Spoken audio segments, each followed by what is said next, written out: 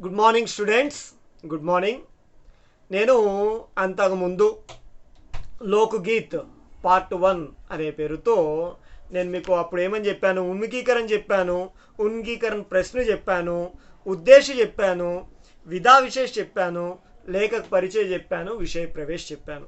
ఇప్పుడు ఈ పార్ట్ 2లో సారాంశం అంటే భావార్థం, దీని యొక్క వర్ణన ఏంటో చూద్దాము. అసలు ఇచ్చినటువంటి లెసన్ చూద్దామమ్మా. ఇక్కడ చూడండి, लोकगीत अपनी लोच ताजगी और लोकप्रियता में శాస్త్రీయ సంగీత్ సే భిన్న హై. ఈ జానపద సంగీతం అనేటువంటిది అప్ని లోచ్ తాజగి ఔర్ లోకప్రియత మే తన యొక్క కొత్తదనము మరియు తన యొక్క తాజాదనము మరియు ప్రజల యొక్క ఇష్టంతో శాస్త్రీయ సంగీతం కంటే కూడా భిన్నంగా ఉంది. లోక్గీత్ సీదే జనతాకే సంగీత హై. ఈ జానపద గేయం అనేటువంటిది నేరుగా ప్రజల నుంచి వచ్చినటువంటి సంగీతం. గర్ గాంవ్ ఔర్ నగర్ కి జనతాకే గీత హై. ఇది ఇళ్లల్లో ఉండేటువంటి వాళ్ళు, గ్రామాల్లో ఉండేటువంటి వాళ్ళు, పట్టణాల్లో ఉండేటువంటి వాళ్ళు, ప్రజలందరూ పాడుకునేటువంటి సంగీతం ఇది. इनके लिए साधना की जरूरत नहीं होती. వీటికి ఎటువంటి ఇన్స్ట్రుమెంట్ మరియు సాధన అనేటువంటిది అవసరం ఉండదు. त्योहारों और विशेष अवसरों पर ये गाए जाते हैं. వీటిని పండగలప్పుడు మరియు విశేషమైనటువంటి సందర్భాల్లోనూ వీటిని పాడడం జరుగుతుంది.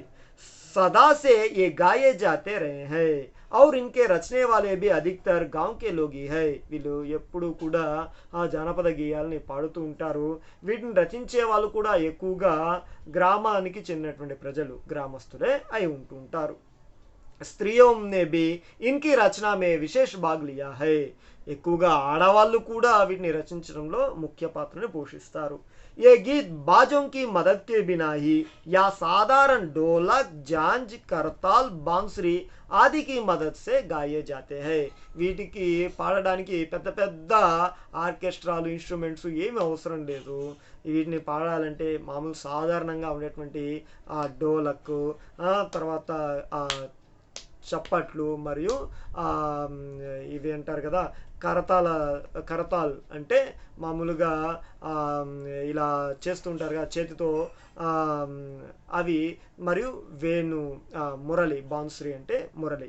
ఇక్కడ మామూలుగా తప్పెట, డోలక్ అంటే తప్పెట, మరియు జాంజ్ అంటే చిరుగంటలు ఇలా వాయిస్తుంటారు కదా అది. కరతాల్ అంటే ఇలా వాయిచ్చేది ఉంటుంది కదా అది. బాన్సురి అంటే మురళి, వేణువు. సో వీటి సహాయంతో వీటిని వాడుతూ ఉంటారు. మామూలుగా ఈ డోలు, చిరుగంటలు, చేతి తాళము, ఈ వేణువు, వీటితోనే ఇవి పాడుతూ ఉంటారు. నెక్స్ట్, एक समय था जब शास्त्रीय संगीत के सामने इनको हे समझा जाता था. ఒకానొక సందర్భంలో ఇది శాస్త్రీయ సంగీతం కంటే కూడా చాలా తక్కువగా దీన్ని భావించడం జరిగింది. అభి హాల్ తక్ ఇన్కి బడే ఉపేక్ష కీ జాతి థీ. ఇప్పటి వరకు కూడా దీన్ని చాలా తక్కువగా, చులకనగా చూడడం జరిగింది. पर इधर साधारण जनता की ओर जो लोगों की नजर फिरी है तो साहित्य और कला के क्षेत्र में भी పరివర్తన హువా హై. ఇప్పుడే సాధారణ ప్రజలు కూడా ఈ జానపద గేయాలపై ఆసక్తిని చూపిస్తున్నారు. సాహిత్యము మరియు కళాక్షేత్రాలపై ఇంట్రెస్ట్ అనేటువంటిది పెరుగుతూ ఉంది. अनेक लोगों ने विविध बोलियों के लोक साहित्य और लोक गीतों के संग्रह पर कमर बांधी है और इस प्रकार के अनेक संग्रह अब तक प्रकाशित हो गए हैं. ఇంకా చాలామంది రచయితలు మరియు ఈ సంగ్రహకారులు కూడా ఈ ఎక్కడ ప్రజల్లో ఉన్నటువంటి జానపద సంగీతాలన్నింటినీ కూడా, జానపద పాటలన్నింటినీ కూడా సంగ్రహించడం జరుగుతూ ఉంది. వాటిని ముద్రించేటువంటి పనిలో కూడా ఉన్నారు. ఇలా వీటి యొక్క అభివృద్ధి అనేటువంటిది, వీటి యొక్క ప్రాచుర్యం అనేటువంటిది పెరుగుతూ ఉంది. लोकगीत के कई प्रकार है. इनका एक प्रकार तो बड़ा ही ओजस्वी और सजीव है. यह इस देश के ఆదివాసిयों का సంగీత है. ఈ జానపద గేయాలనేటువంటివి చాలా ఉన్నాయి. వాటిలో ఇప్పటికీ కూడా ఎప్పటికీ కూడా సజీవంగా చాలా ఉత్తేజంగా ఉండేటువంటిది అదే ఏంటంటే ఆదివాసులకి సంబంధించినటువంటి జానపద గేయాలు. मध्य प्रदेश, दक्कन, छोटा नागपुर में गोंडकांड, बील, संबाल आदि फैले हुए हैं। इनके गीत और नाच अधिकतर साथ साथ और बड़े बड़े दलों में गाए और नाचे जाते हैं। 20-20, 30-30 आदमियों और औरतों के दल एक साथ या एक दूसरे के जवाब में गाते हैं। दिशा ఏం गूंज उड़ती है। మనకి ఇది ఎక్కువగా ఆదివాసులకి సంబంధించినటువంటివి మధ్యప్రదేశ్లో డక్కను, చోటా నాగపూరు, వీటిలో వాళ్ళకి సంబంధించినటువంటివి ఉన్నాయి. అక్కడ గుంపులు గుంపులుగా నాట్యము చేస్తూ ఈ వీటిని అంటే గుంపులుగా చేరి నాట్యం చేస్తూ ఆ నాట్యానికి తగ్గట్టుగా ఈ పాటలు అనేటువంటివి పాడుతూ ఉంటారు.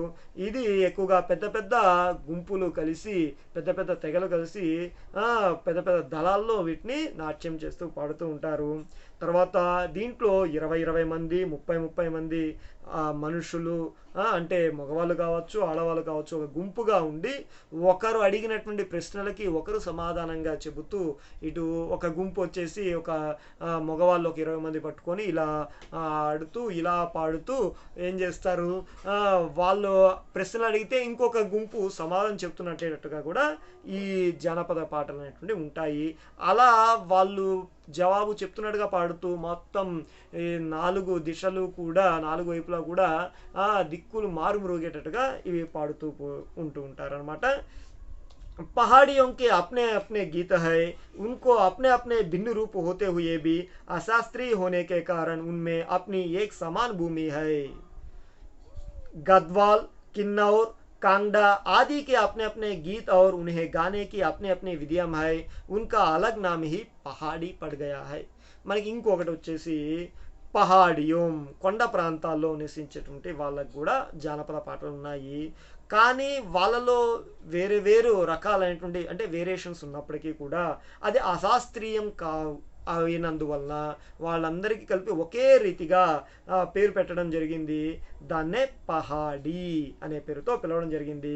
ఓకే, గద్వాలు, కిన్నౌరు, కాంగ్డా మొదలైనటువంటి వాటిలో వేరు వేరు జానపద సంగీతాలు ఉన్నాయి. అవి పాడడంలో వాళ్ళకంటూ డిఫరెంట్ వేరియేషన్స్ స్టైల్స్ అనేవి ఉన్నాయి. కానీ వాటన్నిటినీ కలిపి మనకి ఇక్కడ పహాడీ అనే పేరుతో పిలవడం జరుగుతోంది. వాస్తవిक लोकगीत देश के गाँव और देहातों में है. నిజానికి జానపద పాటలు అనేటువంటివి గ్రామాల్లో మరియు ఆ గ్రామ ప్రాంతాల్లో గ్రామీణ ప్రాంతాల్లో ఉంటూ ఉంటాయి. इनका संबंध देहात की जनता से है. बड़ी जान होती है इनमें. चौथा, कजरी, बारहमासा, सावन आदि मिर्जापुर, बनारस और उत्तर प्रदेश के पूर्वी और बिहार के पश्चिमी जिलों में गाए जाते हैं. మనకి నిజానికి జానపద పాటలన్నీ కూడా గ్రామాల్లో గ్రామీణ ప్రాంతాల్లో మనం ఎక్కువగా చూస్తుంటాము. అవి చాలా సజీవంగా ఉంటాయి, ప్రాణంతో ఉన్నాయా అనేటట్టుగా ఉంటాయి. వీటిలో మనకి చూసినట్లయితే బారామాస, కజరి, చైత, సావను మొదలైనవి మిర్జాపూర్, బెనారస్, ఉత్తరప్రదేశ్, పూరబీ మరియు బీహార్లోని పశ్చిమ జిల్లాల్లో ఎక్కువగా పాడుతూ ఉంటారు. బౌల్ और బతియాలి బెంగాల్ కే లోక్గీత హై. బౌల్ మరియు బతియాలి అనేటువంటి బెంగాల్ ప్రాంతంలో ఉండేటువంటి జానపద పాటలు. పంజాబ్ మే మహియా ఆది इस प्रकार के है. పంజాబ్లో మహియా అనేటువంటిది. हीरा रांझा, सोहनी, महिवाल संबंधी गीत पंजाब में और डोला मारू आदि के गीत राजस्थानी में बड़े चाव से गाए जाते हैं. మనకి सोहनी महिवाल संबंधी गीत హీరా రాంజా, సోహనీ మహివాల్ అనేటువంటి ఈ జానపద గీతాలు పంజాబ్లో మరియు డోలామారు అనేటువంటివి రాజస్థాన్లో ఎక్కువగా పాడేటువంటి జానపద పాటలు. इन देहाती गीतों के रचयिता कोरी कल्पना को इतना मान ना देकर अपने गीतों के विषय रोजमर्रा के बहते जीवन से लेते हैं, जिससे वे सीधे मर्म को छू लेते हैं. उनके राग भी साधारणतः पीलू, सारंग, दुर्गा, सावन, सोरठ आदि है. మనకి ఇక్కడ ఈ గ్రామీణ ప్రాంతాల్లో ఉండేటువంటి ప్రజల యొక్క పాటలు ఈ జానపద పాటలన్నీ కూడా జానపద గేయాలన్నీ కూడా ఎట్లా ఉంటాయంటే ఏదో ఊహించేసి రాయరు వాళ్ళు. ఎట్లా ఉంటాయంటే ఆ జానపద గేయాలన్నీ కూడా నేరుగా నిత్య జీవితంలో జరిగేటువంటి సన్నివేశాలని సంఘటనల్ని తీసుకొని రచించడం జరుగుతుంది. అందువల్ల ప్రతి ఒక్కరు కూడా ఇది నిజంగా మా జీవితంలో జరుగుతున్నట్టుగా అన్వయించుకుంటారు. వాళ్ళ జీవితంలో జరిగేటువంటి విశేష సందర్భాల్లో పాడుతూ ఉంటారు. అందువల్ల ఇది నేరుగా వాళ్ళ యొక్క హృదయాల్ని హత్తుకుంటోంది. మరియు వాళ్ళ యొక్క రాగం అనేటువంటిది पीलू, सारंग, दुर्गा, सावन, सोरठ इवी वाले का रागालू। कहरवा, बिरहा, दोबिया आदि देहात में बहुत गाए जाते हैं और बड़ी भीड़ आकर्षित करते हैं। करहवा, बिरहा, दोबिया आदि देहात में बहुत गाए जाते हैं।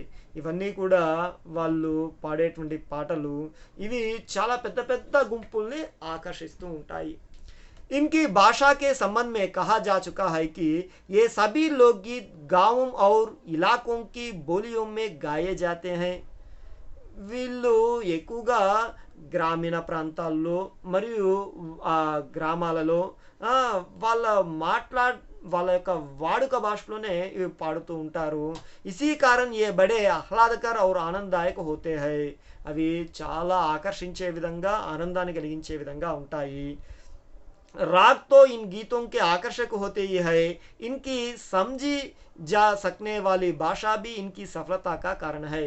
వాటి యొక్క రాగం కూడా చాలా సరళంగా ఉంటుంది మరియు వాళ్ళ యొక్క వాడుక భాష చాలా మనం మాట్లాడే భాషలో వాళ్ళు వాడేటువంటి భాష వాడుక భాషలో ఉండడం వల్ల అది ఇలా ప్రాచుర్యం ఎక్కువ కావడానికి కూడా ఒక కారణమైంది.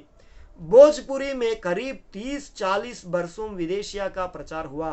భోజ్పురిలో సామాన్యంగా 30-40 నుంచి ఎన్నో విదేశీయ యొక్క గీతాల యొక్క ప్రచారం ఉంది. गाने वालों के अनेक समूह इन्हें गाते हुए देहातों में फिरते हैं. उधर के जिलों में विशेषकर बिहार में विदेशिया से बढ़कर दूसरे गाने लोकप्रिय नहीं है. इन गीतों में अधिकतर रसिक प्रियों और प्रियाओं की बात रहती है. परदेशी प्रेमी की और इनसे करुणा और विरह का रस बरसता है. మనకి భోజ్పురి సంగీతం గురించి చాలా విన్నాము. మనకి తెలుసు భోజ్పురి యొక్క పాటలు జానపద పాటలు. ఇందులో కనుక జానపద గేయాల్లో కనుక చూసినట్లయితే ఇందులో మనకి వాటిలో విదేశీ అనేటువంటి జానపద గీతము ఆ పాటలు అనేటువంటి చాలా ఎక్కువ మందికి ఇష్టమైనటువంటిది. ఇది ఎక్కువగా ఎక్కడ మనకి ఎక్కువగా వస్తుందంటే బీహార్ ప్రాంతంలో ఎక్కువగా ఇది బాగా ఫేమస్ అయినటువంటిది. ఈ గీతాల్లో ఎక్కువగా రసిక ప్రియులు మరియు అంటే ఇక్కడ ప్రేయసి మరియు ప్రియుడు పాడుకునేటువంటి పాటలు వాళ్ళ యొక్క విరహ వేదన్ని విరహ బాధని తెలియజేస్తూ ఉన్నటువంటి పాటలు ఇందులో ఎక్కువగా ఉన్నాయి. మరియు ప్రేమ మరియు కరుణ మరియు విరహము అనేటువంటివి ఈ పాటల్లో ముఖ్య అంశాలు. जंगल की जातियों आदि के भी दल गीत होते हैं जो अधिकतर बिरहा आदि में गाए जाते हैं. पुरुष एक और स्त्रियां दूसरी ओर एक दूसरे के जवाब के रूप में दल बांधकर गाते हैं और दिशाएं गूंजा देते हैं. पर इधर कुछ काल से इस प्रकार के दली गायन का नाश हुआ है.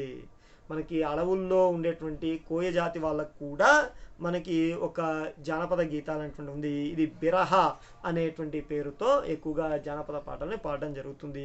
ఇందులో ఏం లేదు, ఒకవైపు ఆడవాళ్ళు ఒక గుంపుగా ఉంటారు, మగవాళ్ళు ఒక గుంపుగా ఉంటారు. ఈ ఆడవాళ్ళు అడిగినటువంటి ప్రశ్నలకి మగవాళ్ళు సమాధానం ఇవ్వడం, మగవాళ్ళు అడిగినటువంటి ప్రశ్నలకి ఆడవాళ్ళు సమాధానం ఇవ్వడం, ఇలా పాటల రూపంలో అది ఉంటుంది. ఇది గుంపులు గుంపులుగా పాడుతూ దిశలు మారుమ్రోగేటట్టుగా ఇది ఉంటుంది. కానీ ఈ గుంపులు అనేటువంటివి మనకి ఈ మధ్య తక్కువ అయిపోయింది. గుంపులు గుంపులుగా పాడేటువంటి ఈ జానపద సంగీతం అనేటువంటివి తగ్గిపోతూ ఉంది. ఇంకా एक दूसरे प्रकार के बड़े लोकप्रिय गाने आल्हा के है. अधिकतर ये बुंदेलखंडी में गाए जाते हैं. ఇంకొక బాగా ప్రజలకు ఇష్టమైనటువంటి జానపద పాట వచ్చేసి ఆల్హా. ఇది ఎక్కువగా బుందేల్ఖండీలో పాడడం జరుగుతుంది. ఆరంతో ఇస్కా చందేల్ రాజాओं के राजकवि जगनिक से गाना जगनी से माना जाता है, जिसने अल्हा उदुल की वीरता का अपने महाकाव्य में बखान किया, पर निश्चय ही उसके चंद को लेकर जनबोली में उसके विषय को दूसरे देहाती कवियों ने भी समय समय पर अपने गीतों में उतारा, और ये गीत हमारे गाँव में आज भी बहुत प्रेम से गाए जाते हैं। इन्हें गाने वाले गांव गांव ढोलक लिए गाते फिरते हैं।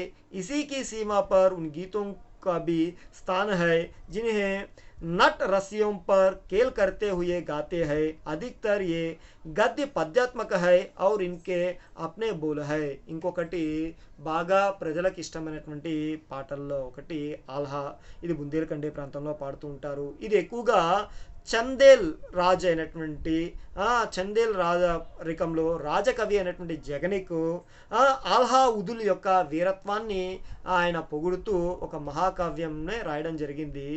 అందులో ఆయన రాసినటువంటి ఆ ఛందస్సునే తీసుకొని మిగతా రాజులందరూ కూడా వీరత్వాన్ని పొగుడుతూ మిగతా కవులందరూ కూడా అదే పాటల రూపంలో అదే ఛందస్సు రూపంలో రాయడం అనేటువంటిది జరిగింది. ఇప్పటికీ కూడా మనము గ్రామాల్లో వీటిని చాలా ఇష్టంగా పాడుతూ ఉంటారు. ఇది గ్రామాలు గ్రామాలు తిరుగుతూ ఈ పాటలు పాడుతూ ఉంటారు. ఇవి ఎక్కువగా గద్య పద్యాత్మక గద్య రూపంలో పద్య రూపంలో ఉన్నాయి. వీటికంటూ ఒక వేరియేషన్ ఉంది. నెక్స్ట్ వచ్చేసి अनंत संख्या अपने देश में स्त्रियों के गीतों की है तो ये गीत भी लोकगीत ही, पर अधिकतर इन्हें औरतों ही गाते हैं. इन्हें सिरस्ती भी अधिकतर वही है. वैसे मर्द रचने वालों या गानों वालों की भी कमी नहीं है, पर इन गीतों का संबंध विशेषतः स्त्रियों से है. इन दृष्टि से भारत इस दिशा में सभी देशों से भिन्न है, क्योंकि संसार के अन्य देशों में स्त्रियों के अपने गीत मर्दों या जनगीतों से अलग और भिन्न नहीं है, मिले जुले है. మళ్ళీ ఇంకొన్ని పాటలు ఉన్నాయి జానపద పాటలు. అవేంటివి అంటే ఆడవాళ్ళు రచించి పాడినటువంటి జానపద పాటలు. ఇవి ఎక్కువగా ఆడవాళ్ళే రచిస్తూ ఉంటారు, ఆడవాళ్ళే పాడుతూ ఉంటారు. ఆడవాళ్ళ యొక్క జీవితంలో జరిగేటువంటి విశేషమైనటువంటి సందర్భాల్లో ఇవి పాడుతూ ఉంటారు.